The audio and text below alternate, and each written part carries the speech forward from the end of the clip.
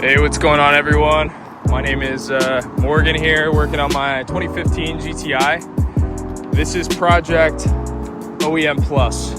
Last owner had these 19-inch Vorsteiner wheels on the car. They look pretty good, but they didn't really look OEM Plus to my taste, so we're demodifying the car. You guys didn't see the video or a video of it, but I took the old coilovers off, had some Bilstein coilovers on the car. Here it is. Took those off. They're, fun fact, actually so old that they're the prototype Bilstein coilovers that were sent to the original owner so he can use them. He was tracking the car when he first bought it. A little bit about the car. It's a 2015 GTI S with a lighting package and performance package. I got the car about a year and some change ago. It's been great to me. Right now it's sitting on these Audi A3 wheels. Just recently saw a Golf R on Cars and Bids with these wheels on, and they looked incredible, so I had to get myself a set. So here we are, installing the wheels now. Right now, after installing the VWR lowering springs, it had a reverse rake action going on, so I went ahead and bought these, if I can find them. Went ahead and bought these reverse rake spacers, I guess. So it looks like they sit on the bottom of the rear spring to essentially just reverse the reverse rakes. So yeah, they're like 15 bucks. They look kind of like flimsy. They were from B&P Tuning. Look like they're like 3D printed, but hopefully they work fine. Also got some the wheel flush kit in there. I forgot what company makes it, but wheel flush kit to go on to make everything better. I am getting new tires to the car too eventually. That'll be another episode, but hey, for now, we're gonna go ahead and jack the car up and get it ready to install that rear reverse rake fix kit and also the adapters. Thanks for watching. Buyer's picking these up in like 5 minutes.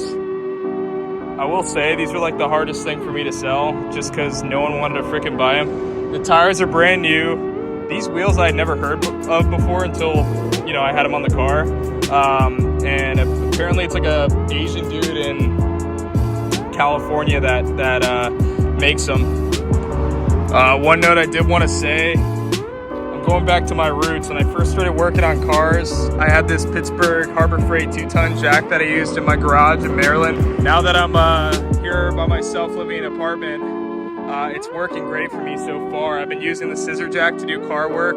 As you can see, I got a bunch of shit in the car just because I don't have a lot of space. I live in the apartment over there, so doing the best I can and trying it out. But hey, this ended up being the best. I can't get the floor jack, but it's better than the scissor jack. So yeah, all right, left side's up.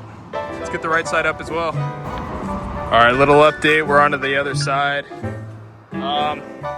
Let's just say there's a right order of doing things, and yeah, I didn't do it in that right order, and it was an absolute torture fest.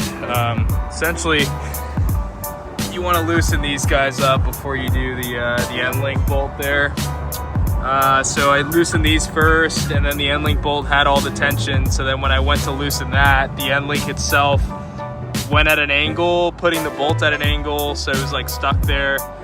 Literally took me 4 hours to figure that out, and at the end of the day, I got something to show you.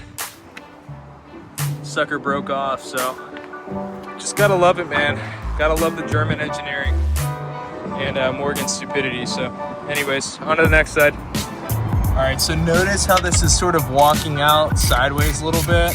This is unfortunately the only way to take them out. You just have to unscrew them, they don't tap out. But yeah, I did these first, like I was saying earlier, and so this was having all the tension, the end link. So when it, I guess like whatever, the arm shifted, the bolt was at an angle, and it just was an absolute nightmare. So take this out first, take this small one out first, the end link bolt, and then work your way this way.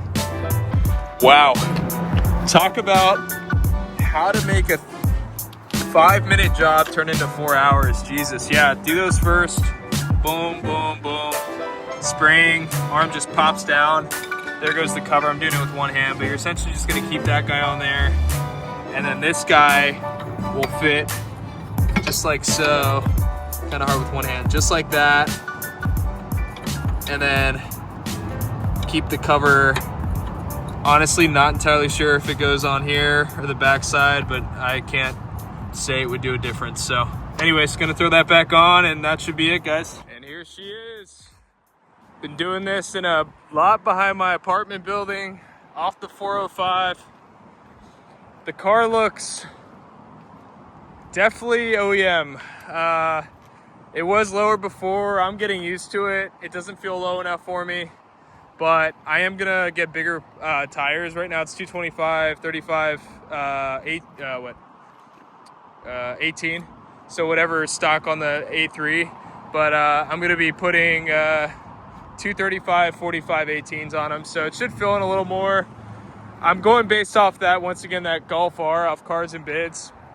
The problem that I was having before is that the ride height was different. It was like a reverse rake, I guess is what they call it. So now it looks even all the way around, and it doesn't look bad actually. It looks high, but it doesn't look bad. I think with some bigger wheels and bigger tires, it'll be a lot better. So, anyways, OEM minus for now. Sway bar end link broken, but I will call that a successful 8 hours of work.